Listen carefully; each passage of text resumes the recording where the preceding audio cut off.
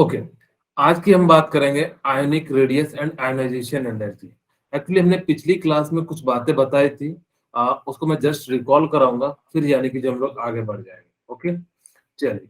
अब यहाँ पे आप लोगों को मैंने कहा था कि एटॉमिक रेडियस के बारे में मैंने बताया था कि the total distance from an atom nucleus to the outermost orbital of electron. यानी कि अगर मैं समझाने का प्रयास करूं कि जैसे मान लो कि मेरे पास यहाँ पे कुछ ये डिस्टेंस है, ठीक है।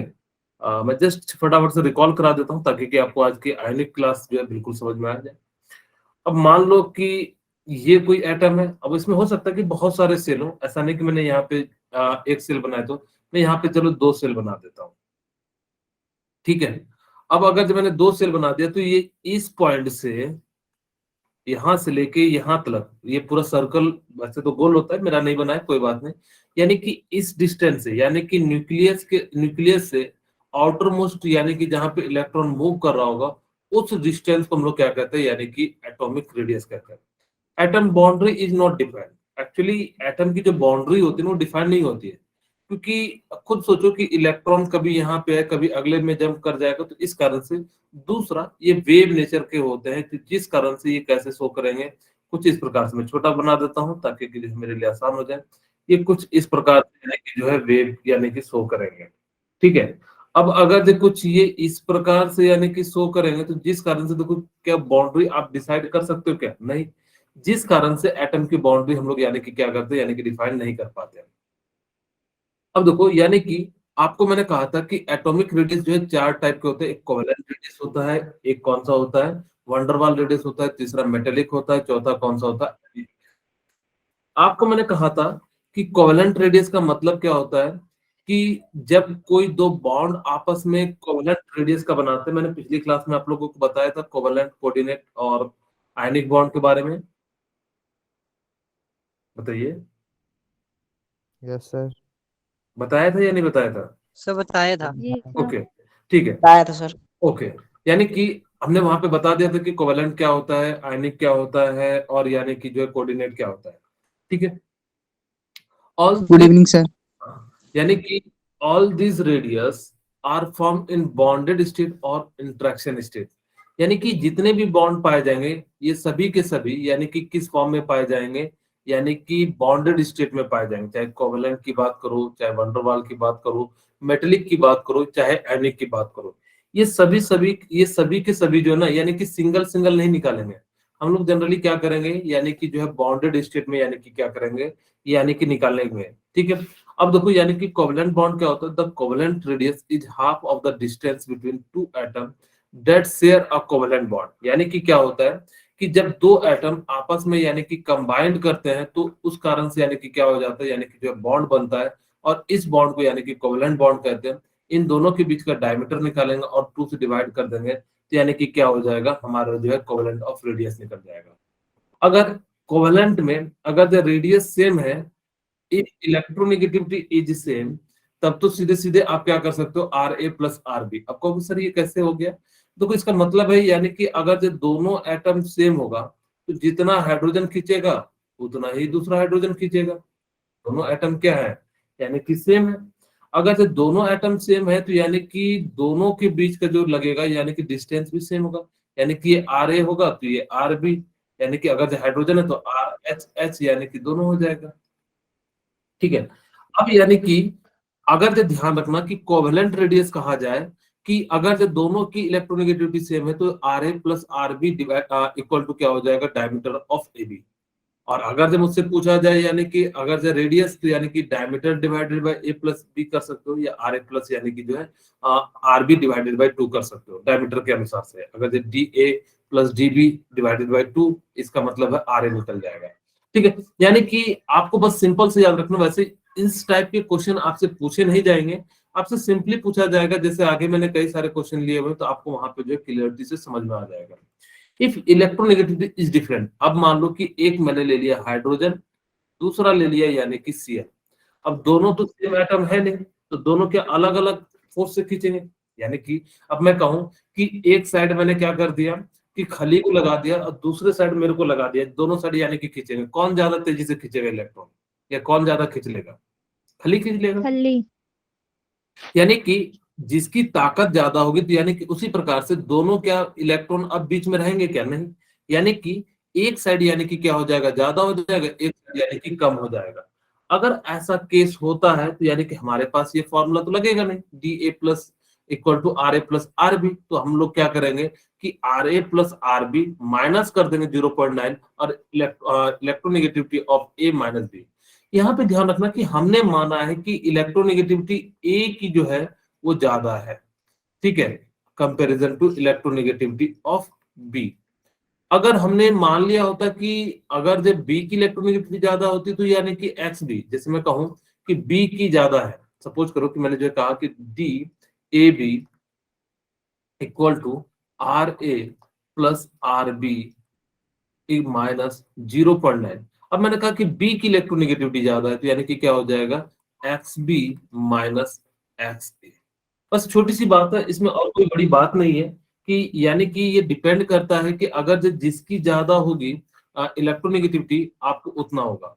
आपको जिसमें मैंने एक क्वेश्चन दिया हुआ था, इसमें मैंने पिछली क्लास में करा दिया था, मैं फटाफट से इसको करा देता हूँ। यानी कि आर ए कितना दिया हुआ है, यानी कि रेडियस ऑफ हाइड्रोजन यानी कि 120 प्लस आर बी कितना दिया हुआ है 175। अब देखो आपको मैं भी आपको जैसे आगे बता दूंगा कि इसकी इलेक्ट्रोनेगेटिविटी 2.1 होती है, क्लोरीन की इलेक्ट्रोनेगेटिविटी कितनी हो जाती है, यानी कि 3 हो जाती है। अब यानी कि 0.9 इंटू अब 3 माइनस 2.1, ठीक है। अब यानी कि यहां से कितना हो जाएगा 295 प्लस माइनस, अब यहाँ पे 0.9 यानी कि कितना हो जाएगा 0.81 हो जाएगा, ठीक है। अब इसको माइनस करोगे तो यानी कि 294.91 हो जाएगा। यानी कि इस प्रकार से हम लोग क्या कर सकते हैं कि किसी का भी इलेक्ट्रोनेगेटिविटी और रेडियस निकाल सकते हैं जब आपके पास क्या हो, यानी कि इस प्रकार से दिया हुआ। अब देखो van der Waals radius, actual van der Waals force क्या होता है, आप लोग सबसे जो वीकेस्ट फोर्स होता है उसको हम लोग क्या कहते हैं, यानी कि जो है वंडरवाल फोर्स कहते हैं। Van der Waals radius is a measure for the size of an atom that is not chemical bonded. ये बेसिकली ना, जैसे मैंने कहा था आप लोगों को, किसी के साथ रहते रहते हमें क्या हो जाता है, जैसे इंटरेक्शन हो जाता है। जैसे मान लो कि आप लोग यानी कि यहाँ से निकले, आप लोग जो है यानी कि आईआईटी बॉम्बे आईआईटी दिल्ली पहुंच गए, ठीक है। अब देखो आपको रूममेट मिलेगा, एक रूम में 2 बच्चे रहते हैं, ठीक है। यानी कि एक रूम में कितने बच्चे रहते हैं, 2। अब ना तो आप जानते हो ना वो आपको जानता है। अब धीरे धीरे धीरे धीरे रहोगे तो यानी कि दोनों के बीच अच्छी बॉन्डिंग हो जाएगी। अब दोनों एकदम साथ में जाओगे, खाना खाने, पढ़ने, यानी कि सारा चीज होगा। क्या आपकी पहले से कोई थी क्या? नहीं। रहते रहते अगर जो किसी के साथ जो है इंटरेक्शन हो जाए तो उसको हम लोग वंडरवाल कहते हैं। अब वो अलग है बात है कि बाद में वो जो काफी ज्यादा घनिष्ठ हो जाएगा, तो ये डिपेंड करता है। यानी कि आप किसी के रहते जैसे मान लो कि आपको एक और एग्जांपल देता हूँ। पड़ोस में देखना कि कई बार क्या होता है कि मान लो कि आपके पड़ोस में कोई रह रहा है, वैसे तो आप लोग के उधर कोई पड़ोस में रहता नहीं, बहुत कम लोग रहते हैं क्योंकि दूर दूर घर बना है। लेकिन जैसे मान लो कि दिल्ली उल्ली जैसे शहर में बहुत लोग बन रहे हैं, इतने सारे हैं कि किसी को कोई मतलब नहीं है। लेकिन अपने जैसे गांव में देखना बस होता है, अगर जब कोई किसी को बगल वाले को भी कहता है तो यानी कि हम लोग दौड़ के जाते हैं उसको बचाने के लिए। क्यों? हमें उससे कोई लेना देना नहीं है, लेकिन फिर भी जाते हैं क्योंकि उनके रहते रहते यानी कि क्या हो जाता है, एक अटैचमेंट हो जाता है, ठीक है।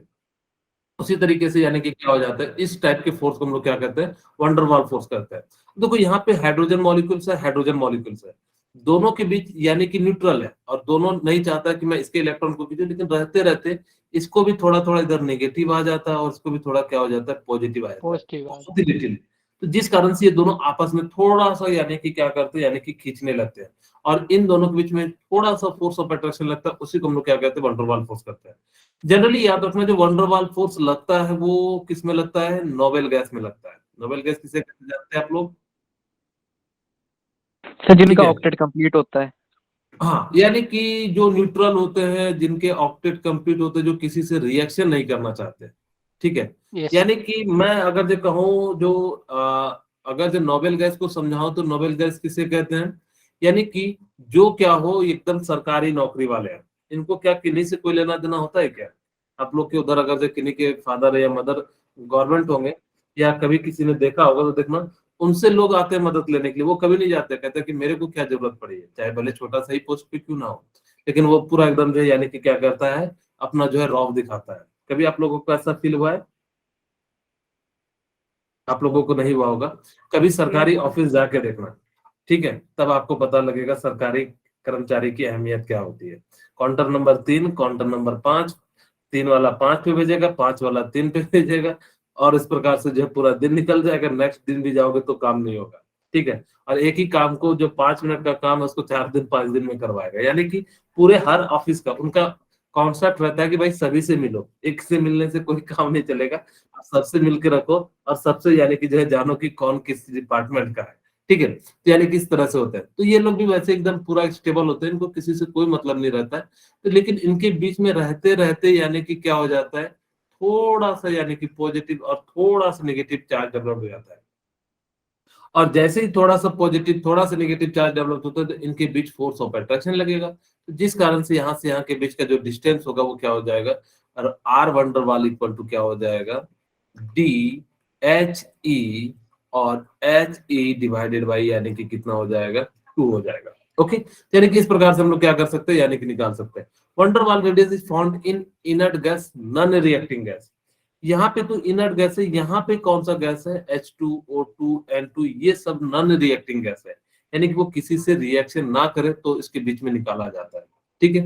अब देखो मेटेलिक रेडियस, अगर जब मेटेलिक की बात करूं, जब दो मेटल होते हैं ना, इनके पार्टिकल्स बड़े क्लोज होते हैं, आप लोगों ने देखा होगा मेटल को, ठीक है, इनके पार्टिकल दूर दूर होते हैं, क्लोज क्लोज होते हैं, क्लोज हाँ, क्लोज होती है। ठीक है, वेरी गुड, यानी कि जो काफी क्लोज होते हैं इनके बीच गैप कम होती है, इसीलिए इनकी डेंसिटी क्या होती है, ज्यादा होती है। तो इनके बीच का जो यानी कि निकालने का जो फॉर्मूला होता है, डायमीटर यानी कि दो मेटल के बीच दिया रहेगा, और यहाँ से इसको डिवाइड कर दोगे तो यानी कि जो है इस प्रकार से निकल जाता है। अब हम लोग यानी कि जो मेन पॉइंट पे आते हैं, ये सारी चीजें बस आपको नॉलेज के लिए थी। अब हम लोग यानी कि एक एक करके बात करते हैं। अलोंग अ पीरियड, पीरियड का मतलब किधर से किधर जाएंगे, ऊपर से नीचे नो सर। या कहीं और, yes sir left to right. Okay, यानी कि अलोंग अ पीरियड आपको मैंने कहा था पीट पीट के कैसा कर देना है, हॉरिजॉन्टल, यानी कि लिटा देना है, पीट पीट के उसको हम क्या कर देंगे, यानी कि जो है उसको लिटा देंगे, तो यानी कि पीरियड कैसा होता है, ऐसा होता है, सर डिक्रीज होता है सर हाँ, इसमें। यानी कि लेफ्ट हो गया, ये राइट हो गई, डिक्रीज होती क्यों डिक्रीज होता है, कोई बताना चाहोगे, लेफ्ट टू राइट, ठीक है, यानी कि जो पीरियड होता है वो कैसा होता है, इस डायरेक्शन में यानी कि जो चलता है, आपको मैंने लिख भी दिया ताकि कि आप लोगों को याद रहे। अब देखो, यानी कि जब आप लेफ्ट से राइट की ओर जाते हो तो यानी कि एटॉमिक रेडियस क्या होता है, यानी कि डिक्रीज होता है। When we ji goes left to right in the period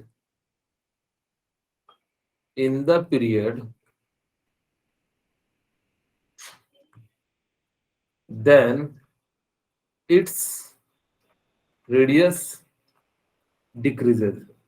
मैं आपको रीजन समझाता हूं क्यों डिक्रीज होता है, ठीक है, ये तो सभी को पता हो जाता है, यानी कि ये वैसे मैं बता दूं बहुत सारे बच्चे कंफ्यूज हो जाते हैं, जैसे मैं अभी आपको एक कंफ्यूजन पैदा करता हूं कि जैसे मान लो कि मेरे को निकालना है यहाँ पे lithium, beryllium, boron, carbon, nitrogen, oxygen, fluorine, ठीक है। अगर आप कहोगे कि यानी कि इस डायरेक्शन में चलेंगे तो यानी कि क्या हो जाएगा, यानी कि रेडियस जो है यानी कि क्या हो जाएगा, डिक्रीज हो जाएगा, आप लोगों का यही है। इसका रीजन क्या है देखो मैं समझाता हूँ, पहले मैं जनरल बातें समझाता हूँ, फिर मैं इसके कुछ एक्सेप्शन समझाऊंगा। ये लिथियम है, ठीक है, यहाँ पे कितने इलेक्ट्रॉन है, यानी कि 2, और यहाँ पे कितने इलेक्ट्रॉन है, 1 है। ये बात सबको समझ में आ गई होगी। मैं यहाँ पे फ्लोरीन का लेता हूँ, यहाँ पे 2 इलेक्ट्रॉन है, और यहाँ पे कितने 7 इलेक्ट्रॉन होंगे, यस सर ठीक है। अब देखो कि इसके पास न्यूक्लियस में कितने पॉजिटिव चार्ज है, 2 2 4 2 6 एक साथ, ठीक है। प्रोटॉन की संख्या कितनी है, यहाँ पे 3, यहाँ पे प्रोटॉन की संख्या कितनी है, 9। अब मुझे बताओ कि अगर जब टग वार चल रहा है, टग वार मतलब समझते हैं आप लोग, रस्सी खिंचातानी वाला गेम, अब ये 3 प्रोटॉन इस इलेक्ट्रॉन को खींचेगा और यहाँ पे 9 प्रोटॉन इस इलेक्ट्रॉन को खींचेगा, कौन ज्यादा अच्छे से अंदर की ओर खींचेगा, बताइए। सर जिसका सर इलेक्ट्रॉन कम होंगे और यानी कि जिसका प्रोटॉन खींचने वाला तो न्यूक्लियस है, यानी कि एक एक सर जो इलेक्ट्रॉन को, न्यूक्लियस के पास में होगा सर। हाँ वो तो खींचेगा ही, लेकिन साथ में जितना ज्यादा यानी कि आपका न्यूक्लियस पावरफुल होगा तो उतना ज्यादा दूर लग के खींच लेगा। Yes, sir. ठीक है, यस सर। यानी कि जितना Yes, ज्यादा, sir. जैसे मैं कहूँ कि सपोज करो कि यानी कि जितना पावरफुल होगा, तो जैसे मान लो कि आपका कोई जैसे फ्रेंड है, कोई बहुत बड़े विधायक का नेता है, वो अगर जो दिल्ली में भी आके काम कुछ कर देगा तो यानी कि उसको हम बचा लेंगे। अगर जो मारपीट कर लेता है तो यानी कि क्या कर लेते हैं, उसको संभाल लेते हैं।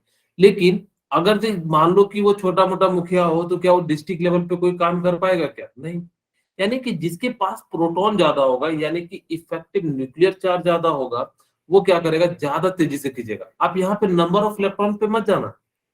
क्यों? क्योंकि ये पॉजिटिव इसको खींचेगा, ये पॉजिटिव इसको भी खींचेगा, इसको भी खींचेगा, इसको भी खींचेगा, सबको बराबर से खींचेगा। और जब सबको बराबर से खींचेगा तो यानी कि ये क्या हो जाएगा, श्रिंक हो जाएगा। इतनी सी बात समझ में आ रही है कि नहीं आ रही है? यानी कि अब अगर मैंने कहा कि यहाँ पे 3 आदमी मिलकर न्यूक्लियर इलेक्ट्रॉन को खींच रहे हैं, और यही यहाँ पे कितने आदमी खींच रहे हैं, 9 आदमी खींच रहे हैं, तो यानी कि ये क्या करेगा, इसको खींच लेगा, यानी कि श्रिंक हो जाएगा। ठीक है, यानी क्या हो जाएगा, श्रिंक हो जाएगा। अगर ये श्रिंक हो जाएगा तो यानी कि क्या हो जाएगा, यानी कि इसका रेडियस क्या हो जाएगा, डिक्रीज हो जाएगा। ठीक है, यानी कि इसका रेडियस क्या हो गया, यानी कि जो है डिक्रीज हो गया। अगर इसका रेडियस यानी कि डिक्रीज हो जाएगा, तो जिस कारण से इधर की और इधर जाने पे यानी कि रेडियस क्या हो जाएगा, डिक्रीज हो जाएगा। यानी कि अगर जब मैं लिखूं lithium, beryllium, boron, carbon, nitrogen, oxygen और यानी कि फ्लोरीन, सबसे छोटा साइज किसका होगा? ठीक है, यानी कि कुछ इस प्रकार से होगा। ठीक है, यानी कि अगर अगर जनरली, लेकिन फिर भी इसमें कई सारे एक्सेप्शन होते हैं। ठीक है, अभी हम लोग नॉर्मल कंडीशन बातें कर रहे हैं। अगर अगर जब नियोन आ जाए, अभी मैं एक्सेप्शन जब आएगा तो वहां पे मैं बताते भी चले जाऊंगा, चिंता मत कीजिए। अभी हम जनरल ट्रेंड्स पढ़ रहे हैं। ठीक है, जनरल ट्रेंड्स में एक्सेप्शन लास्ट में मैं बताऊंगा। अगर अगर जब नियोन आ जाए तो यानी कि सबसे ज्यादा, अगर इनकेस अगर जब नियोन जोड़ दूं तो यानी कि सबसे ज्यादा जो साइज हो जाएगा वो किसका हो जाएगा, इसके बाद बेरिलियम का, इसके बाद बोरोन का, इसके बाद कार्बन का, इसके बाद नाइट्रोजन का, इसके बाद ऑक्सीजन का, इसके बाद फ्लोरीन का। ठीक है, यानी कि इस प्रकार से हम लोग क्या करेंगे, यानी कि जो है आप लोगों के लिए जो है यहाँ पे इस प्रकार से लिखेंगे। यानी कि नियॉन की जो स्टेबिलिटी होती है या रेडियस जो होती है वो ज्यादा होती है, क्योंकि ज्यादा स्टेबल होगा तो यानी कि उसको किसी से कोई लेना देना नहीं होगा, यानी कि न्यूक्लियस क्या कर रहा है उससे कोई फर्क नहीं पड़ता। जिस कारण से नोबेल गैस की जो उस पीरियड में यानी कि क्या हो जाती है, यानी कि एटॉमिक रेडियस जो है यानी कि क्या हो जाती है, ज्यादा हो जाती है। क्या किन्हीं को कोई दिक्कत है तो बताइएगा। ठीक है, ठीक है, तो यानी कि अगर मैं यहीं पे एक और बात बता देता हूं आप लोगों के लिए। अगर जो देखो नाइट्रोजन का, ठीक है, यहाँ पे रहने देते हैं मैं भी। ठीक है, यहाँ पे चलिए आगे बढ़ते हैं। हमारे पास यानी कि क्या है, अगर जो डाउन द ग्रुप जाएंगे तो यानी कि रेडियस क्या होगा, इंक्रीज होगा। Increase. जैसे आप लोग के पास क्या है, ए, ली, ना, करे, रब, से, फरियाद। ठीक है, यानी कि नीचे की ओर जाने पे यानी कि क्या हो जाएगा, यानी कि रेडियस इंक्रीज होगा।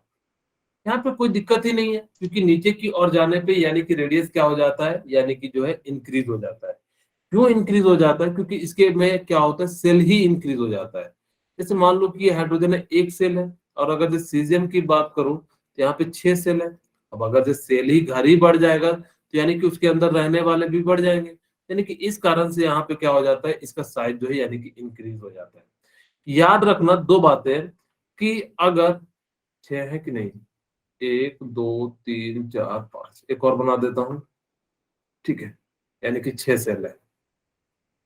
ठीक है, अब यानी कि याद रखना कि अगर आपसे पूछा जाए कि अगर ये हीलियम भी आ जाए, तो हीलियम के आ जाने से यानी कि क्या हो जाएगा, उनकी जो साइज है वो काफी ज्यादा यानी कि क्या हो जाती है, बढ़ जाती है। क्यों? क्योंकि इसके अंदर जो सेल बढ़ जाता है। अगर जो नोबेल गैस आएगा तो नोबेल गैस की उस पीरियड में यानी कि क्या हो जाएगा, एटॉमिक रेडियस यानी कि क्या हो जाएगा, ज्यादा हो जाएगा। ठीक है, यहाँ तक किन्हीं को कोई दिक्कत है तो बता दीजिएगा। फिर हम लोग बात करते हैं फॉर डी ब्लॉक। यानी हाँ, अब देखो यहाँ पे सबसे अच्छी बात क्या है कि स्केडियम से लेके मैग्नीज तक डिक्रीज करता है, जबकि आपको मैंने क्या कहा कि अगर लेफ्ट टू राइट जाते हैं तो यानी कि वो क्या करता है, यानी कि इसकी साइज डिक्रीज होनी चाहिए। ऐसे अगर जो चलते थे यानी कि साइज क्या होनी चाहिए थी, डिक्रीज। लेकिन यहाँ तो डिक्रीज हो ही नहीं रही है, हो रही है क्या, नहीं। अगर इसकी साइज डिक्रीज नहीं हो रही है तो कुछ ना कुछ तो रीजन होगा। अब देखो यहाँ पे आप लोगों को मैंने सिल्डिंग इफेक्ट और जो है यानी कि स्क्रीनिंग इफेक्ट बताया था, याद है? मैं पहले फिर से एक बार सिल्डिंग इफेक्ट और स्क्रीनिंग इफेक्ट बताता हूँ कि मैंने कहा था कि मान लो मेरे पास ये न्यूक्लियस है, ठीक है। अब यानी कि जो है मेरे पास न्यूक्लियस है, ये ऐसा है, ये मैं समझाने के लिए बता रहा हूँ। यानी कि यहाँ पे पी है, मैंने कहा था कि ये इलेक्ट्रॉन इसको खींचेगा, ये इलेक्ट्रॉन न्यूक्लियस खींचेगा, लेकिन इन दोनों के बीच में यानी कि क्या लगेगा, यानी कि जो है एक रिपल्सन लगेगा।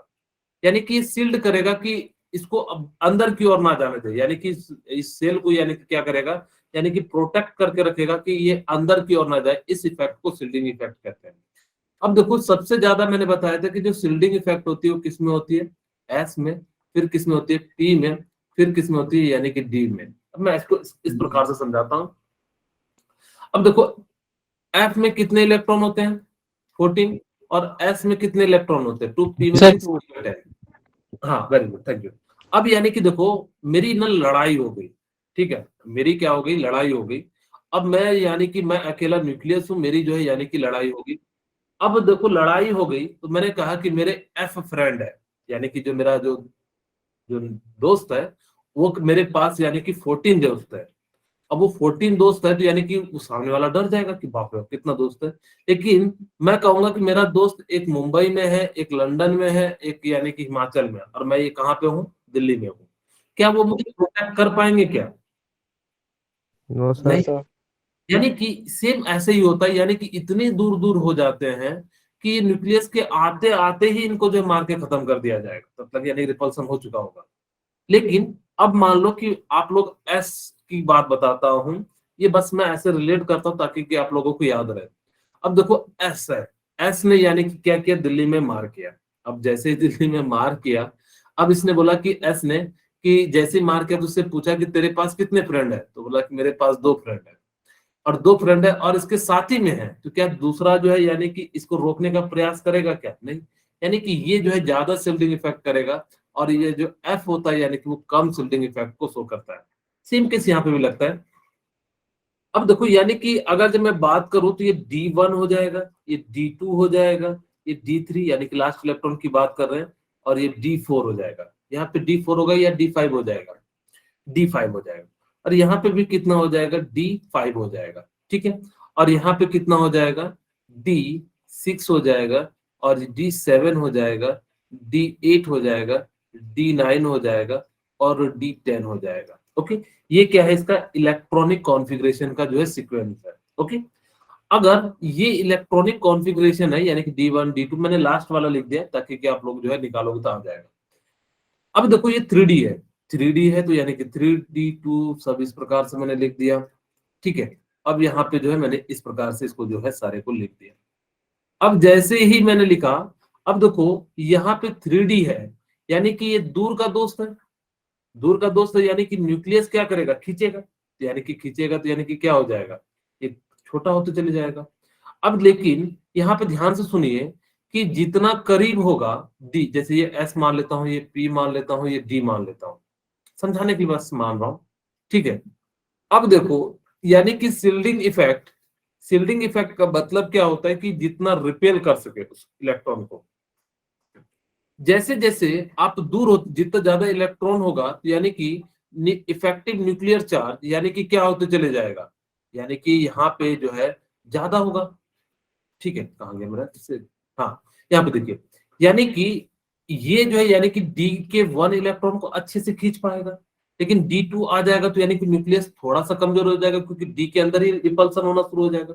फिर तीसरा आ जाएगा तो यानी कि क्या हो जाएगा, इस प्रकार से यानी कि क्या हो जाएगा, स्क्रीनिंग इफेक्ट यानी कि ज्यादा लगेगा, ठीक है। अब अगर स्क्रीनिंग इफेक्ट लगेगा तो यानी कि ये क्या करेगा, यानी कि श्रिंक करेगा, यानी कि इसका मतलब क्या है, यानी कि जो है क्या करेगा, श्रिंक करेगा। स्क्रीनिंग इफेक्ट का मतलब समझना रिपल्सन होता है, ठीक है। अब अगर जो रिपल्सन होगा यानी कि वो क्या हो जाएगा, उसका साइज बड़ा होगा, जिसका रिपल्सन कम होगा तो यानी कि वो क्या करेगा, यानी कि अगर जिसका इफेक्टिव न्यूक्लियर चार्ज जितना अच्छे से लगेगा तो जिस कारण से यहां तक यानी कि इफेक्टिव न्यूक्लियर चार्ज जो होता है यानी कि क्या होते चले जाता है, बढ़ते चले जाता है, जिस कारण से यहाँ पे क्या हो जाता है, साइज जो डिक्रीज होता है, क्योंकि जितना कम होगा इफेक्टिव न्यूक्लियर चार्ज यानी कि उतना अच्छे से खींचेगा, यानी कि जितना ये हमारे पास मान लो, ठीक है। अब यहाँ पे देखिए, सपोज करो, मैं समझाने के लिए बताता हूँ कि आपको शायद क्लियरिटी नहीं होगी जो मैं कहना चाह रहा हूं। मैंने कहा कि अगर इफेक्टिव न्यूक्लियर चार्ज, मैं शिल्डिंग इफेक्ट लिखता हूं और न्यूक्लियर चार्ज लिखता हूं, ठीक है। अगर न्यूक्लियर चार्ज ज्यादा होगा तो साइज क्या होगा, छोटा होगा, रेडियस, सर कम होगा सर। ओके। अगर शिल्डिंग इफेक्ट ज्यादा होगा तो साइज क्या हो जाएगा, न्यूक्लियर चार्ज अगर जब कम हुआ इससे तो यानी कि रेडियस क्या हो जाएगा, इंक्रीज हो जाएगा, यही तो होगा, यानी कि रिपल्सन वाला फोर्स यानी कि जितना ज्यादा होगा। अब देखो यहाँ पे क्या होता है कि जैसे जैसे आपके पास इलेक्ट्रॉन बढ़ते चले जा रहा है, यानी कि जो न्यूक्लियर चार्ज है वो क्या होते चले जा रहा है, यानी कि जो है धीरे धीरे बढ़ रहा है, बढ़ रहा है कि नहीं बढ़ रहा है, यानी कि प्रोटॉन की संख्या यहाँ पे अगर जब 21 है, 22, 23, 24, 25 हो रहा है, यानी कि प्रोटॉन की संख्या बढ़ रहा है, तो यानी कि न्यूक्लियर चार्ज क्या होते चले जा रहा है, बढ़ते चले जा रहा है, स्क्रीनिंग इफेक्ट उतना ज्यादा नहीं बढ़ रहा है, जिस कारण से यहाँ तक तो यानी कि क्या होता है कि ये रेडियस डिक्रीज करता है। लेकिन अब यहाँ पे इलेक्ट्रॉन की संख्या बढ़ जाने के कारण ये आपस में रिपल्सन करना शुरू कर देता है, जिस कारण से यहाँ तक लगभग लगभग कांस्टेंट रहता है। लेकिन यहाँ पे क्या होता है कि शिल्डिंग इफेक्ट बढ़ जाता है, जिस कारण से यानी कि क्या हो जाता है, इसका जो रेडियस क्या हो जाता है, यानी कि इंक्रीज हो जाता है, और जैसे ही इसका रेडियस इंक्रीज हो जाता है तो जिस कारण से ये जो है इफेक्ट इस प्रकार से शो करता है, यानी कि स्केडियम से लेके मैग्नेस तक तो उनकी साइज डिक्रीज करती है, और कोबाल्ट और जो है आयरन, कोबाल्ट और निकेल की यानी कि जो साइज होती है वो कांस्टेंट हो जाती है, और कॉपर और जिंक की यानी कि क्या हो जाती है, यानी कि सेम हो जाती है, ठीक है। अगर यहाँ पे देखो ये स्केडियम है 3D, 4D और यानी कि 5D, ठीक है, यानी कि स्केडियम और यानी कि रेनियम और लैंथेनियम। अब देखो यानी कि इन दोनों की साइज में इसकी साइज तो बड़ी होती है 4D की, यानी कि कहोगे क्यों, क्योंकि इसका सेल इंक्रीज हो रहा है, लेकिन ये जो साइज होता है ना अप्रोक्सीमेटली यानी कि क्या हो जाता है, यानी कि इक्वल होता है। कहोगे सर ऐसा क्यों, क्योंकि यहाँ पे लेंथेनाइड कॉन्ट्रैक्शन आ जाता है, क्या आ जाता है, लेंथेनाइड कॉन्ट्रैक्शन आ जाता है। क्यों लेंथेनाइड कॉन्ट्रैक्शन आ जाता है, क्योंकि ऐप के अंदर यानी कि पुअर शिल्डिंग होगा, ये रिपल्सन यानी कि न्यूक्लियस इस इलेक्ट्रॉन को खींच नहीं पाएगा, जब ये खींच नहीं पाएगा तो जिस कारण से यानी कि न्यूक्लियस के पास जो भी फोर्स होगा उसके कारण उसको अंदर की ओर खींच लेता है, यानी कि जैसे मैंने फिर से समझाता हूँ कि ये न्यूक्लियस है, अब यानी कि जो भी फोर्स यानी कि बाहर वाला फोर्स तो लगेगा नहीं, अब अगर जो मेरी लड़ाई हुई तो बाहर वाले दोस्त तो मेरे को बचाने आएंगे नहीं, ठीक है, यानी कि जो बचाएगा कौन बचाएगा, यानी कि मैं खुद अपने आप की जितनी प्रोटेक्ट कर सकूंगा, और जितना ज्यादा मेरे पास पॉजिटिव चार्ज होगा यानी कि इफेक्टिव न्यूक्लियर चार्ज, तो यानी कि मैं क्या करूंगा, खींचूंगा। अब जैसे खींचूंगा तो जिस कारण से यानी कि इसकी साइज तो बड़ी होती है, लेकिन इसकी साइज यानी कि क्या हो जाती है, बराबर हो जाती है। बस इस बात को याद रखना, क्योंकि कई बार ये एग्जाम में पूछा गया है, ठीक है। यानी कि इस प्रकार से हम लोग क्या कर सकते हैं, एफ है पुअर शिल्डिंग इफेक्ट, यानी कि ये जो है न्यूक्लियस की और जो है यानी कि कम खींच पाएगा, जिस कारण से यानी कि क्या होगा कि ये अंदर की ओर कंट्रैक्ट नहीं कर पाएगा। It can not shield outer electron towards, so outer electron will be more attract, जिसके कारण से आउटर इलेक्ट्रॉन को शिल्ड नहीं कर पाएगा, अंदर की ओर नहीं जाने से रोक पाएगा, तो न्यूक्लियस उसको खींच लेगा, और जैसे ही खींच लेगा तो जिस कारण से यानी कि क्या हो जाएगा, ये आ जाएगा, ठीक है। अब हम लोग यानी कि सबसे मोस्ट इंपॉर्टेंट पार्ट पे जाने जा रहे हैं, यानी कि यहीं से आपको क्वेश्चन मिलेंगे, ठीक है। The distance between the nucleus of an ion and outermost shell is known as ion, ठीक है, यानी कि जब आयन के एटम का आप रेडियस निकालते हो तो उसको हम लोग क्या कहते हैं, आयोनिक रेडियस कहते हैं। अगर मान लो मेरे पास कोई मेटल है, मैंने उससे एक इलेक्ट्रॉन क्या कर लिया, निकाल लिया, ठीक है, अगर जब मैंने क्या करा, एक इलेक्ट्रॉन निकाल लिया, अगर जब मैं इससे एक इलेक्ट्रॉन निकाल लूंगा तो यानी कि इस पे चार्ज कैसा आ जाएगा, पॉजिटिव चार्ज आ जाएगा, ठीक है। अगर मैंने एक इलेक्ट्रॉन ऐड कर दिया तो यानी कि इस पे चार्ज कैसा आ जाएगा, नेगेटिव आ जाएगा, ठीक है। ये और अगर जिसपे पॉजिटिव चार्ज होता है उसको हम लोग क्या कहते हैं, कैटायन, और इसको हम लोग क्या कहते हैं, Second. एनायन। Anion. अब किन्हीं को लग रहा होगा कि सर मैं तो भूल जाता हूँ कैटायन एनायन, मुझे याद रखने की तरीका बताओ। विराट तो देखो ये टी कैसा है, सर पॉजिटिव पॉजिटिव चार्ज जैसा है, यानी कैटायन पे चार्ज कैसा होगा, sir positive positive. Positive anion पे यानी कि एन क्या है, नेगेटिव, यानी कि इस पे चार्ज कैसा सर होगा, नेगेटिव नेगेटिव। नेगेटिव। ठीक है, सर आपको ये नेगेटिव बात ध्यान भी रखनी होगी कि कब पॉजिटिव होता है और क्यों होता है। मान लो मैं आपको एक छोटा सा एग्जांपल के साथ समझाता हूँ। आप सभी लोग जो है सेठ साहूकार है, सेठ साहूकार समझते हैं? यस सर हाँ, यानी कि जो पैसे उधार देते हैं। आपसे मैं गया कि भाई मुझे बताओ यूसु, मुझे जो है ना पैसे चाहिए 10,000 रुपया, आप मेरे को कितने पे ब्याज दोगे? जब यूसु मुझे देगा पैसे तो ये खुद पॉजिटिव हो जाएगा, मैं क्या होऊंगा, ऋणी हो जाऊंगा, सर। ऋणी होऊंगा कि नहीं? यानी कि यस सर। मुझे यानी कि उधार क्या होगा, यानी कि चुकाना पड़ेगा। अब यूसु तो पॉजिटिव हो गया, यानी कि जब भी कोई एटम इलेक्ट्रॉन देता है तो उस पर चार्ज कैसा आ जाता है, पॉजिटिव पॉजिटिव आ सर। जाता है। सर जब वो कोई लेता है, जैसे मैंने लिया तो मैं क्या हो गया, ऋणी हो गया। याद रखना कि जब कोई एटम इलेक्ट्रॉन लेता नेगेटिव है तो यानी कि क्या हो जाएगा, वो ऋणी हो जाएगा। ओके, क्या इतनी सी बात आप लोगों को समझ में आ गई? Yes sir. ओके, यानी कि जब भी आपके सामने अगर इस टाइप का केस बनेगा तो यानी कि आप क्या कर सकते हो, यानी कि देख सकते हो। ठीक है, यानी कि जब भी पॉजिटिव चार्ज होगा तो यानी कि कैटायन बनेगा। दूसरी बात, अब अगर आपसे पूछा जाएगा जनरली कि इसने एक इलेक्ट्रॉन डोनेट कर दिया तो यानी कि पॉजिटिव चार्ज बढ़ गया होगा न्यूक्लियस में।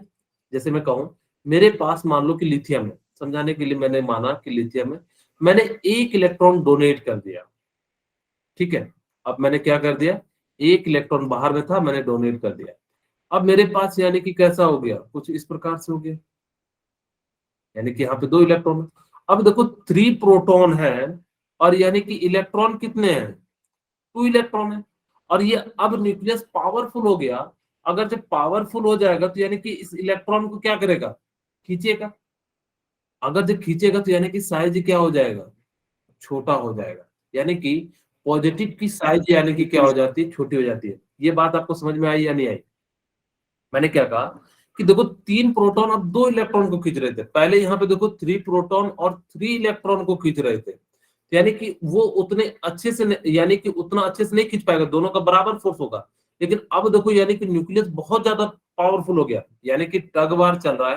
पहले 3 प्रोटॉन थे, दोनों का चार्ज सेम था, दोनों का अपोजिट साइन था, दोनों तो बराबर लगभग खींच रहे होंगे। लेकिन अब क्या कर दिया कि 2 प्रोटॉन कर दिया 2 इलेक्ट्रॉन, तो यानी कि ये न्यूक्लियस क्या कर लेगा, खींच लेगा। अब जब ये खींच लेगा तो यानी कि इसका साइज क्या हो जाएगा, श्रिंक कर जाएगा। जिस कारण से इसका साइज श्रिंक कर जाता है, यानी कि पॉजिटिव का साइज क्या हो जाता है, यानी कि छोटा हो जाता है। अगर जब मैं बात करूं निगेटिव की, यानी कि मेरे पास मान लो कि अब मैंने क्या कर लिया, एक इलेक्ट्रॉन जो है बाहर से ले लिया। यानी कि मान लो कि मैंने कोई भी चीज ले लिया, यानी कि यहाँ पे मैंने एक इलेक्ट्रॉन को डोनेट कर दिया। ठीक है, अब यहां से बाहर से एक इलेक्ट्रॉन आया होगा। अब जब ये एक इलेक्ट्रॉन आएगा तो यानी कि इलेक्ट्रॉन की संख्या बढ़ जाएगी इस बार। अगर जैसे मैं ऑक्सीजन के लिए बताऊं तो 2 और 6 मैंने जो है एक इलेक्ट्रॉन दिया। अब देखो यानी कि अगर ये न्यूक्लियस है तो यानी कि यहाँ पे क्या हो रहा होगा कि एक इलेक्ट्रॉन ऐड हो रहा होगा, तो ठीक है, यानी कि 2 और ये 7 हो रहा होगा। यहाँ पे 2 और 6 था, यानी कि प्रोटॉन यानी कि ऑक्सीजन के अंदर कितना था, 8, इलेक्ट्रॉन कितना था, 8। अब देखो यानी कि प्रोटॉन कितना हो गया, 8, लेकिन इलेक्ट्रॉन कितना हो गया एक इलेक्ट्रॉन आ जाने से, 9। अब देखो ये नाइन। ताकतवर कौन हो गया, इलेक्ट्रॉन, तो यानी कि इलेक्ट्रॉन बाहर की ओर खींचेगा, जिस कारण से अब इसका रेडियस क्या हो जाएगा, थोड़ा सा बढ़ जाएगा। ओके, यानी कि अब इसका रेडियस क्या हो जाएगा, थोड़ा सा यानी कि जो क्या हो जाएगा, बढ़ जाएगा। जिस कारण से यानी कि जो पॉजिटिव का, यानी कि आपसे पूछा जाए एम, एम प्लस और एम माइनस, इसमें सबसे बड़ा रेडियस किसका होगा, सर एम प्लस का। प्लस का। सर एम का एम प्लस का। M minus sir. एम और कोई कुछ सर बताना चाहेंगे, या नो एम सर, का, एम नेगेटिव। एम नेगेटिव का होगा ओके, सर। यानी कि सर सबसे सबसे ज्यादा ज्यादा जो साइज होगा वो किसका हो जाएगा, एम एम एम नेगेटिव का। पॉजिटिव। फिर किसका हो जाएगा, सर एम का एम होगा का। सर। एम का होगा फिर सर। किसका हो जाएगा, M M positive. M plus. M positive sir. आपको याद रखना है, मैंने रीजन भी बताया कि जब निगेटिव आता है तो उसमें साइज यानी कि क्या हो जाता है, बढ़ जाता है। क्यों, क्योंकि इलेक्ट्रॉन का रिपल्सन क्या हो जाएगा, बढ़ जाएगा। और जैसे ही बढ़ जाएगा तो जिस कारण से यानी कि क्या हो जाएगा, इसका जो है साइज इंक्रीज हो जाता है। आपको ये ध्यान रखना कि नेगेटिव जब भी किसी के पास रहे तो उसका साइज क्या हो जाता है, बढ़ जाता है। फिर क्या आता है, यानी कि जो है जिसपे कोई चार्ज नहीं होगा, फिर किसका आता है, यानी कि जो है पॉजिटिव का चार्ज आता है। ठीक है, मैं एक और कॉन्सेप्ट आपको बताना चाहता हूँ। अच्छा, एक और कॉन्सेप्ट बता देता हूँ पहले। इन केस मान लो कि आइसो इलेक्ट्रॉनिक स्पीसीज हो, ठीक है, आइसो इलेक्ट्रॉनिक स्पीसीज हो। सर आइसो का मतलब सर सेम होता है। मैं आप लोगों को एक मिनट होल्ड सर करना पड़ेगा। सर वो स्पीशीज जिसके पास सर सेम इलेक्ट्रॉन हो, सर जैसे हाँ, सर जिसके जैसे पास Na number of positive electron की संख्या Mg2 सेम हो। पॉजिटिव। सर ठीक है, आइसो का सर मीनिंग ही सेम होता है ना सर। जैसे मैं यहाँ पे बताता हूँ कि Na+O-2, एक मिनट आप लोगों को रोकता हूँ।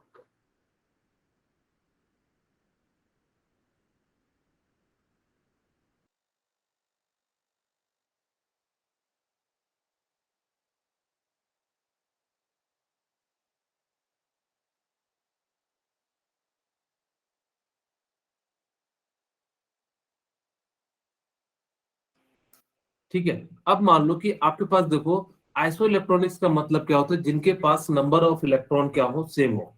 तो सबके पास इलेक्ट्रॉन कितने हैं, 10 10 10 10 है।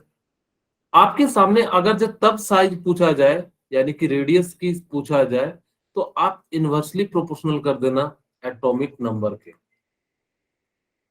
ठीक है, कब करना, यानी कि जब क्या हो, तीनों के तीनों यानी कि जितने भी एटम हो सबकी क्या हो, इलेक्ट्रॉन की संख्या क्या हो जाए, यानी कि एटॉमिक सेम हो, तो हम लोग क्या करेंगे, साइज इक्वल टू क्या हो जाएगा, एटॉमिक नंबर। यानी कि इसका मतलब क्या हो गया, जिसका एटॉमिक नंबर जितना छोटा होगा उसका रेडियस उतना ज्यादा होगा। खैर, आपको अगर जो वो बात भी नहीं समझ में आ रहा हो कि भूल गए सर, तो देखो कि सबसे ज्यादा नेगेटिव किस पे है, यानी कि N-3, तो सबसे बड़ा क्या हो जाएगा, ये हो जाएगा। फिर कौन सा है, O-2। O-2, यानी कि इस प्रकार से हो जाएगा। और फिर कौन सा हो जाएगा, Na+, और सबसे लास्ट में यानी कि क्या हो जाएगा, Mg+2।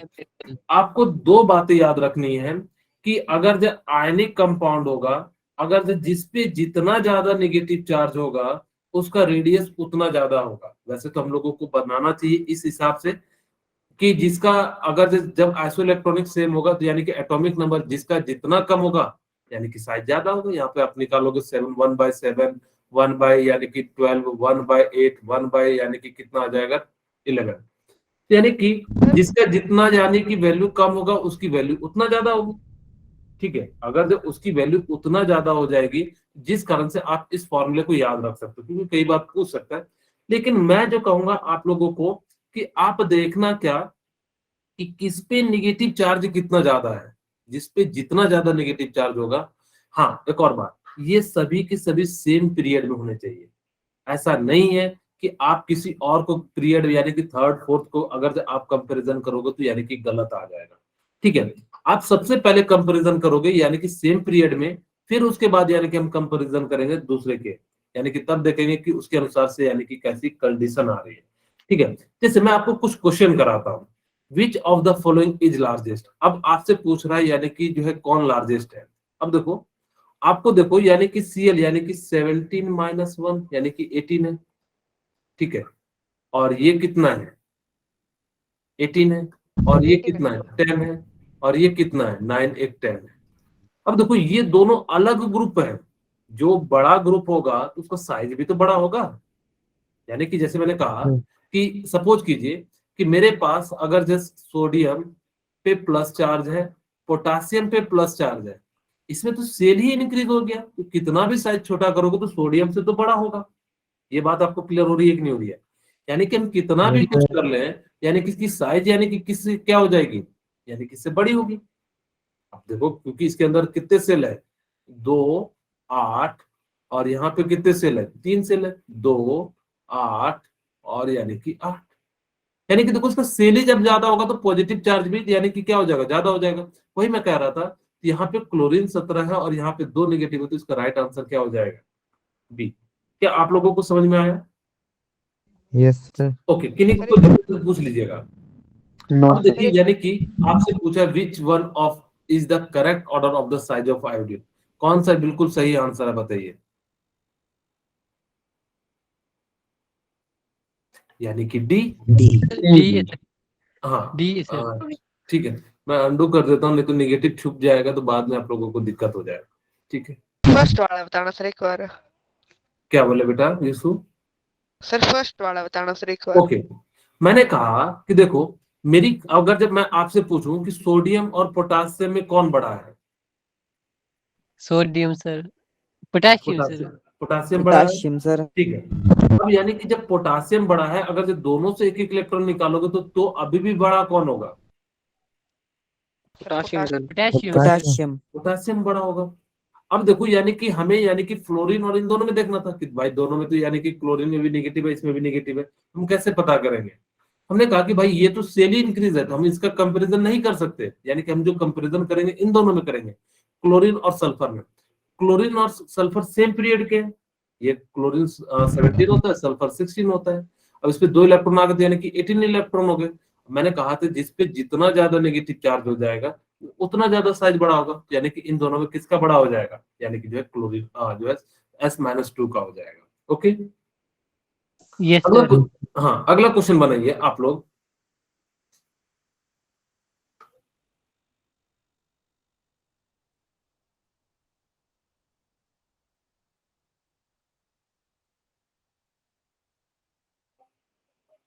देखो सबसे ज्यादा तो यानी कि जो सर सबसे ऑप्शन बी ज्यादा सर। निगेटिव होगा, ठीक है, यानी कि सबसे ज्यादा किस पे निगेटिव है?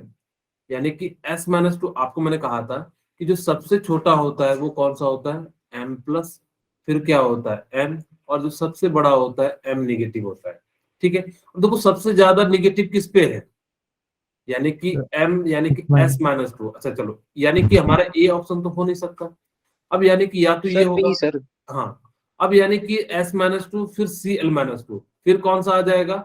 यानी कि न्यूट्रल, फिर कौन सा आ जाएगा? पॉजिटिव, यानी कि इसका राइट आंसर क्या हो जाएगा? डी। ओके, अब आप लोगों को बताना the correct order of increasing radii of the ion, यानी कि Br-, F-, O-2 and S-2। अब देखो यानी कि ये सेल ज्यादा है तो यानी कि सबसे ज्यादा तो रेडियस इसका हो जाएगा। फिर यहाँ पे देखो इस पे 2 नेगेटिव चार्ज है तो यानी कि इसका हो जाएगा। अब बारी करते हैं ब्रोमीन और यानी कि जो है क्लोरीन की। ठीक है, अब देखो यानी कि अगर अब आपको पता नहीं लग रहा है तो यानी कि कौन बड़ा है, तब यानी कि हम लोग क्या यूज करेंगे? साइज इनवर्सली प्रोपोर्शनल हो जाता है किसके? एटॉमिक साइज के। अब यानी कि एटॉमिक साइज के हो जाता है, जिसका एटॉमिक साइज कम होगा उसका रेडियस बड़ा होगा, यानी कि ब्रोमीन का साइज क्या है? एटॉमिक नंबर कम है। Yes sir. रुक जाओ, फ्लोरीन क्लोरीन ब्रोमीन सॉरी, यानी कि यहाँ पे जो है ब्रोमीन का ये वाला ब्रोमीन है, सॉरी ये ब्रोन नहीं है। ठीक है, तो यानी कि वैसे भी देखो सबसे ज्यादा यानी कि क्या हो जाएगा? फ्लोरीन क्लोरीन ब्रोमीन, यानी कि सबसे बड़ा तो किसका हो जाएगा? Br- का। क्यों? ब्रोमीन का। क्योंकि यहाँ पे तो एक नया सेल आ गया ना। अब सेल आने के बाद यानी कि अब ये देखो ये अलग सेल है, यानी कि यहाँ पे ये बाकी सारे सेकंड सेल की बात कर रहे हैं, यानी कि फर्स्ट सेल की। यानी कि देखो अगर ध्यान से यहाँ पे कौन सा हो जाएगा? Lithium, beryllium, boron, carbon, nitrogen, oxygen, fluorine. और यहाँ पे आता तो यानी कि क्या होता है? सोडियम। अब फिर उसके बाद अब देखो ये थर्ड ग्रुप में आ रहा है तो इसका सेल ही इंक्रीज हो जा रहा है, जिस कारण से इस पे नेगेटिव चार्ज यानी कि क्या हो जाएगा? ज्यादा बड़ा होगा। फिर S-2, फिर क्या हो जाएगा? O-2, और लास्ट में हमारे पास क्या बच गया? F-1। ये बात समझ में आई? Yes yes sir. sir। Okay, yes sir. अब देखो यानी कि अब आपके पास ये बड़ा बढ़िया क्वेश्चन है। बच्चे इसमें कंफ्यूज होते हैं कि सर डाटा दे दिया आपने, डाटा के बारे में तो कुछ बताया नहीं। ये जितने भी एग्जाम के सारे जो है प्रीवियस ईयर के क्वेश्चन है। ठीक है, अब देखो in the isoelectronic species radii angstrom में दिया हुआ है N3- O2- F-। मुझे ये तो नहीं पता कि इसकी वैल्यू कितनी होगी रेडियस में, पिकोमीटर में, मेरे को सॉरी एंगस्ट्रॉम में, मेरे को ये तो नहीं पता, लेकिन मुझे ये जरूर पता है कि N3 की सबसे ज्यादा रेडियस होगी, फिर किसकी होगी? O-2 की, फिर किसकी हो जाएगी? Fluorine minus. यानी कि ये जो सीक्वेंस होना चाहिए, यानी कि सबसे ज्यादा होना चाहिए फिर कम होना चाहिए, यानी कि और वैसे भी दिया हुआ है। यानी कि देखो सबसे ज्यादा किसका है? यानी कि 1/1.1, और फिर किसका होना चाहिए? 1.4, फिर किसका होना चाहिए 1.3, यानी कि बिल्कुल राइट ऑर्डर है। ये बात मैं एक बार फिर से समझाने का प्रयास करता हूं कि आपको ये पता है कि इसी सीक्वेंस के ऑर्डर में लिखना है, यानी कि सबसे ज्यादा इसका होना चाहिए, फिर इसका होना चाहिए, फिर इसका सबसे कम होना चाहिए, यानी कि सबसे ज्यादा जो होना चाहिए N3 का होना चाहिए, फिर O2 माइनस का उससे कम होना चाहिए, और सबसे कम जो होना चाहिए किसका होना चाहिए, F माइनस का होना चाहिए। मुझे नहीं पता कि इसकी वैल्यू क्या है, लेकिन मुझे ये ऑर्डर पता है, मैंने इसी ऑर्डर को यानी कि देखा कहाँ पे है। अब कहोगे सर पहले में देखो 1 इसकी सबसे ज्यादा होनी चाहिए, यहाँ पे कम है, ये गलत हो गया, यहाँ भी कम हो गया। अब कहोगे सर यहाँ तो ज्यादा है, यहाँ तो ज्यादा है, लेकिन दूसरा वाले का कम है, तीसरे वाले का ज्यादा है, जबकि ये वाले का ज्यादा होना चाहिए, इसके वाले का कम होना चाहिए, इसीलिए राइट आंसर क्या हो जाएगा, ये हो जाएगा। सी सर। हाँ, अब देखो which of the following is the correct increasing order of their ionic radii, यानी कि अब आपसे पूछा है कि जो सबसे सर, ज्यादा ऑप्शन सी। यानी कि जो करेक्ट कौन सा है, बताइए। Sir sir, option sir, option C. Option C. Okay, चलिए और कोई बताना चाहेंगे? Sir D. डी ठीक है, सर। ओके, सबसे ज्यादा देखो, यानी कि हमने क्या कहा कि आपको ये भी देखना है कि वो पीरियड सेम है या कि नहीं। जैसे मैं यहाँ पे देखूं, एल्युमिनियम का अगर जो इलेक्ट्रॉनिक कॉन्फ़िगरेशन कितना हो जाएगा 2,8,3, लिथियम का कितना हो जाएगा यस 2,1, मैग्नीशियम का कितना हो जाएगा 2,8,2, पोटासियम का कितना हो जाएगा 2,8,8,1। यानी कि आप खुद सोचो कि एक इलेक्ट्रॉन देने पे भी तो सबसे बड़ा साइज किसका हो जाएगा, पोटासियम की, क्योंकि फोर्थ सेल में है। बाकी यानी कि थर्ड सेल का है और ये सेकंड सेल का है, यानी कि सबसे ज्यादा किसका होना चाहिए, पोटासियम का। फिर देखिए यानी कि मैग्नीशियम है, ठीक है। अब देखो मैग्नीशियम और यानी कि एल्युमिनियम दोनों क्या है, सेम पीरियड के, यानी कि एल्युमिनियम की साइज क्या होनी चाहिए, कम होनी चाहिए, यानी कि सबसे ज्यादा तो पोटासियम का होना चाहिए, और उसके बाद किसका होना चाहिए, मैग्नीशियम का होना चाहिए, ठीक है, क्योंकि इसके पे पॉजिटिव चार्ज है। और फिर किसका होना चाहिए, एल्युमिनियम 3 इलेक्ट्रॉन दे देने के कारण ये काफी श्रिंक हो जाता है, और जिस कारण से यानी कि क्या हो जाएगा, आपका जो है राइट आंसर क्या हो जाता है, यानी कि जो है बी हो जाता है, ठीक है। यानी कि इस प्रकार से आप लोग क्या कर सकते हो, यानी कि जो इनकी वैल्यू निकाल सकते हो। फिर से सर ये वाला करवाना हाँ ओके, मैंने क्या कहा कि जब भी आपके पास जब सेम पीरियड ना हो ना, तो आप उसका ये निकालो 283, ये 2,1, 2,82, 2,8,1। अब देखो ध्यान से, ये फोर्थ पीरियड है, तो भाई इससे एक इलेक्ट्रॉन निकालोगे भी तो यानी कि अब जिसके घर पे 4 घर है, उसका एक घर अगर से टूट भी जाता है तो उसके पास अभी भी तो बाकी जिसके पास 2 घर उससे बड़ा ही होगा। अगर जब हम कहते हैं आपके पास 4 रूम का घर है, मेरे पास 2 रूम का घर है, आपने एक रूम तोड़ भी दिया तो यानी कि 3 रूम बचेंगे, और मेरे पास यानी कि कितने रूम है, 2 रूम है, अभी भी तो आप मुझसे ज्यादा ही हो ना। तो जिस कारण से यानी कि क्या हो जाएगा, सबसे ज्यादा तो यानी कि किसका हो जाएगा, पोटासियम का। फिर हमने कहा कि भाई देखो मैग्नीशियम और एल्युमिनियम में निकालना है, क्योंकि इन दोनों के अनुसार से निकालना है। अब जिस पे पॉजिटिव कम होगा यानी कि उसका रेडियस थोड़ा ज्यादा होगा, यहाँ पे है, और यानी कि एल्युमिनियम। लेकिन एल्युमिनियम 3 इलेक्ट्रॉन ले देने के कारण इतना कम हो जाता है कि वो क्या हो जाता है, लिथियम से भी कम हो जाता है, जिस कारण से इसका जो आंसर हो जाता है, यानी कि राइट आंसर ये हो जाता है, ठीक है। अब हम बात करते हैं आयोनाइजेशन एनर्जी की। आयोनाइजेशन एनर्जी का मतलब क्या होता है कि किसी भी वैलेंस सेल से एक इलेक्ट्रॉन निकालने के लिए जो अमाउंट ऑफ एनर्जी देनी पड़ती है, उसको हम लोग क्या कहते हैं, आयोनाइजेशन एनर्जी कहते हैं। तो वो नाम में भी लिखा हुआ है, यानी कि आयन में कन्वर्ट करने के लिए जो एनर्जी चाहिए उसी को हम लोग क्या कहते हैं, आयोनाइजेशन एनर्जी कहते हैं। The amount of energy is required to remove 1 electron from the isolated gases state या फिर न्यूट्रल गैसेस स्टेट। और ये कहाँ पे जाएगा, इन्फिनिटी पे जाएगा। ऐसा नहीं है कि जो है बगल में, आप सर इन्फिनिटी क्या होता है, उनके लिए छोटी सी भी डिस्टेंस क्या हो जाती है, यानी कि इन्फिनिटी हो जाती है। यानी कि इस प्रकार से मान लो कि मेरे पास ये इलेक्ट्रॉन है, अब मैंने इसको क्या करा, एनर्जी दी, और जैसे ही इलेक्ट्रॉन की एनर्जी दूंगा तो ये इलेक्ट्रॉन क्या हो जाएगा, निकल जाएगा। निकलेगा कि नहीं निकलेगा? अगर ये इलेक्ट्रॉन निकल जाएगा तो जिस कारण से यानी कि क्या हो जाएगा कि यहां से इलेक्ट्रॉन जैसे ही निकलेगा, और निकलने के बाद यानी कि क्या हो जाएगा कि ये इन्फिनिटी में चल गया, इसको कुछ ना कुछ तो एनर्जी देना पड़ा होगा। अगर Yes, इसको sir. जो एनर्जी दिया जिसके कारण से इलेक्ट्रॉन निकला, उसको हम लोग क्या कहते हैं, आयनाइजेशन एनर्जी कहते हैं। सिंपल कहो, आयन में कन्वर्ट करने के लिए जो एनर्जी देनी पड़ती है उसको हम लोग क्या कह देते हैं, आयनाइजेशन एनर्जी कह देते हैं। हमेशा ध्यान रखना कि जनरली आइसोलेटेड का मतलब होता है वो सिंगल सिंगल होना चाहिए, उसको कोई चार्ज नहीं होना चाहिए, क्योंकि ज्यादा वो प्रेफरेंस अच्छे से निकला जाता है। क्या आप लोगों को आयनाइजेशन एनर्जी का मतलब समझ में आया? Yes sir. ओके, यानी कि the amount of Yes, energy is required to remove from one electron from the outermost shell या आइसोलेटेड गैसेस स्टेट। यानी कि इस चीज को हम लोग क्या कहते हैं, आयनाइजेशन एनर्जी कहते हैं। अच्छा, आयनाइजेशन एनर्जी इज एंडोथर्मिक।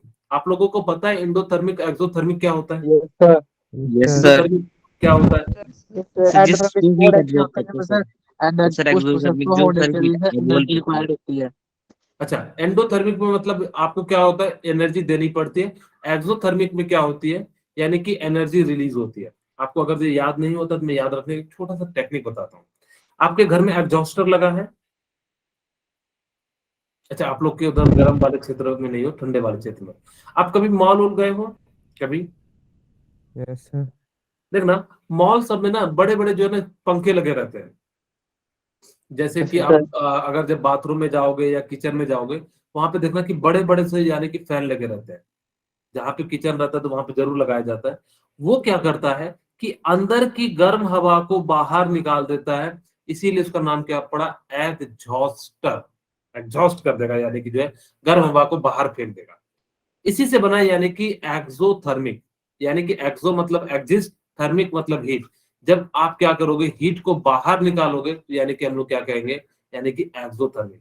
अब देखो ये इन है तो इसको ई को आई मान लो, यानी कि इन, यानी कि अब जब आपको एनर्जी इन करना पड़ेगा तो यानी कि जो बनेगा उसको हम लोग क्या कहते हैं, इंडोथर्मिक कहते हैं। ठीक है। अगर जो मैं कहूं तो आप लोगों को थर्मोडायनेमिक्स पढ़े होंगे, डेल्टा एच दो तरीके से बताया जाता है। एक निगेटिव बताया जाता है और एक क्या बताया जाता है, पॉजिटिव बताया जाता है। जब एनर्जी एब्जॉर्ब करता है तो यानी कि क्या हो जाता है, पॉजिटिव, और जब रिलीज करता है तो यानी कि क्या हो जाता है, निगेटिव हो जाता है। आपको ये क्वेश्चन पूछा गया था कि आयनाइजेशन एनर्जी जो होती है वो कैसा प्रोसेस होता है, एंडोथर्मिक, एक्सोथर्मिक, बोथ, या नन ऑफ दिस। तो आप क्या आंसर मारोगे?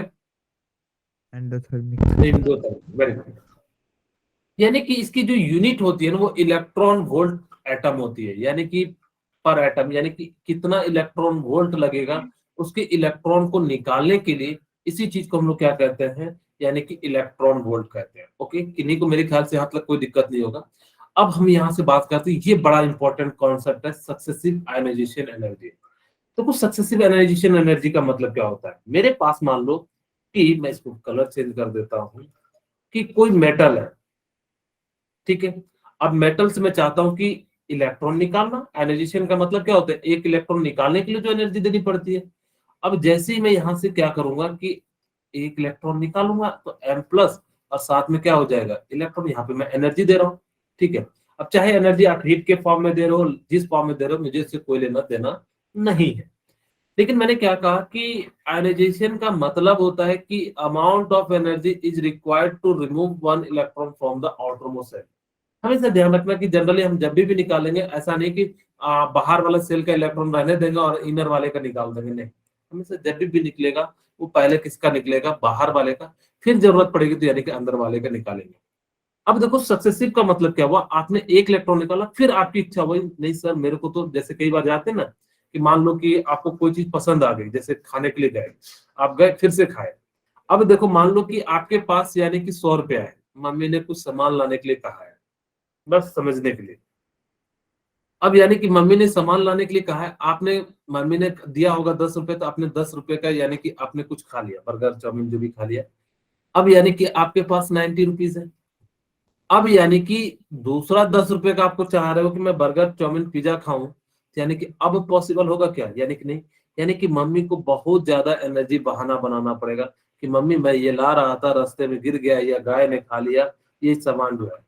यानी कि अब अगर जब फिर से यानी कि आप दोगे तो यानी कि यहाँ से एक इलेक्ट्रॉन और निकलेगा, ठीक है। फिर से अगर जब मैं चाहूं तो यानी कि अब मैं इससे एक और इलेक्ट्रॉन निकालना चाहूं तो मेरे लिए बहुत ज्यादा मुश्किल होगा, ठीक है। यानी कि एक इलेक्ट्रॉन, यानी कि अगर जब मैं इसकी आयनाइजेशन एनर्जी 1 मानूं, इसकी आयनाइजेशन एनर्जी 2 मानूं, इसकी आयनाइजेशन एनर्जी 3 मानूं, तो बताओ सबसे ज्यादा आयनाइजेशन एनर्जी, यानी कि इलेक्ट्रॉन को निकालने के लिए कहां से सबसे ज्यादा एनर्जी लगेगी? आयनाइजेशन सर 3 में सर 3। 3 से। क्यों? क्योंकि आप देखो, जैसे मैं कहूं, आप लोगों ने कभी, जैसे मान लो कि किसी को मूर्ख बनाना हो, ठीक है, जैसे आप लोग मुझे मूर्ख बनाना चाहते हो कि सर मेरा जो है ना आज तबीयत खराब है इसलिए आप क्लास नहीं आऊंगा, तो एक दिन कहूंगा चलो ठीक है मान लूंगा, फिर आप कल भी कहोगे कि सर मेरी तबीयत खराब है, तो मेरे मन में कुछ डाउट आएगा, यानी कि तब मैं क्या करूंगा, 2-4 क्वेश्चन पूछूंगा, तो अभी तक ठीक नहीं हुई क्या, दवाई लिए क्या, कौन सी दवाई ली, इस तरह से। ठीक है, आप उस समय भी मेरे को कन्विंस कर दोगे, लेकिन इस बार आपको कन्विंस करने में ज्यादा एनर्जी लगेगी, यानी कि अगर यहाँ से आपने पहली बार कहा मैंने आसानी से मान लिया, लेकिन दूसरी बात आपको ज्यादा एनर्जी लगेगी। Sir explain. क्यों लगेगी, मैं यहाँ पे समझाने का प्रयास करता हूँ कि मान लो कि मेरे पास ये कोई एटम है और यहाँ पे मैं 3 इलेक्ट्रॉन ले लेता हूँ, ठीक है, यानी कि 2 और 3 है, यहाँ पे 3 इलेक्ट्रॉन, ठीक है। अब देखो मैंने कहा कि इसके पास यानी कि मैंने बोरॉन मान लिया, यानी कि 5 प्रोटॉन था और 5 इलेक्ट्रॉन था। अब यानी कि मैंने एनर्जी दी, 1 इलेक्ट्रॉन निकाल लिया, अब मेरे पास कितना हो जाएगा केस में, यानी कि 5 इलेक्ट्रॉन 4 इलेक्ट्रॉन। अब ये 5 प्रोटॉन नहीं चाहेगा 4 इलेक्ट्रॉन को निकालने के लिए, लेकिन मैं क्या करूंगा, इसको बहुत ज्यादा एनर्जी दूंगा, तो यानी कि तब यानी कि क्या हो जाएगा, 5 प्रोटॉन से 1 इलेक्ट्रॉन निकल जाएगा, और मैं और ज्यादा एनर्जी दूंगा यानी कि तब यानी कि क्या हो जाएगा, 3 इलेक्ट्रॉन यानी कि क्या हो जाएगा, निकलेगा। ये इतना आसानी से इलेक्ट्रॉन देने वालों में से नहीं है, याद रखना। ये क्या करेगा, बहुत ही यानी कि जो है फोर्स लगाएगा कि भाई मेरे इलेक्ट्रॉन को मत लेके जाओ, यानी कि जो है यानी कि टगवार जैसे मान लो कि यानी कि पूरा ताकत लगाएगा, इसको इलेक्ट्रॉन को जाने नहीं देगा, लेकिन आपने इतनी ज्यादा एनर्जी दे दी कि ये क्या कर जाएगा, यानी कि यहाँ से जंप कर जाएगा। तो अगर ऑर्डर पूछूं तो यानी कि क्या हो जाएगा, आयनाइजेशन एनर्जी 1 सबसे कम हो जाएगी, और आयनाइजेशन एनर्जी जो है 2 क्या हो जाएगी, ज्यादा हो जाएगी, और सबसे ज्यादा क्या हो जाएगी, आयनाइजेशन एनर्जी 3 हो जाएगी। यानी कि आप जितना ज्यादा इलेक्ट्रॉन निकालोगे आपके लिए उतना ज्यादा मुश्किल होते चले जाएगा इलेक्ट्रॉन को फिर से निकालने के लिए, ठीक है। अब देखो यानी कि जो फैक्टर होते हैं, अगर जो मैं बात करूं, अभी मैं इसके अंदर कई सारे एक्सेप्शन बताऊंगा कि आज की क्लास में शायद अब तो पॉसिबल नहीं हो पाएगा, हम लोग यानी कि जो नेक्स्ट क्लास की बात करेंगे, यानी कि फैक्टर की बात करेंगे, फिर इसकी ट्रेंड पढ़ेंगे कि कैसे यानी कि बढ़ता है कैसे घटता है, पीरियड में चलने पे क्या होता है, अगर जो डाउन द ग्रुप चलते हैं, टॉप टू बॉटम चलते हैं तो क्या होता है, इन सब चीजों के बारे में हम लोग यानी कि नेक्स्ट क्लास में यानी कि जो है बात करेंगे, ठीक है। अभी जो है मैं यहीं पे आज की क्लास रखता हूँ, अगर जो किन्हीं को कुछ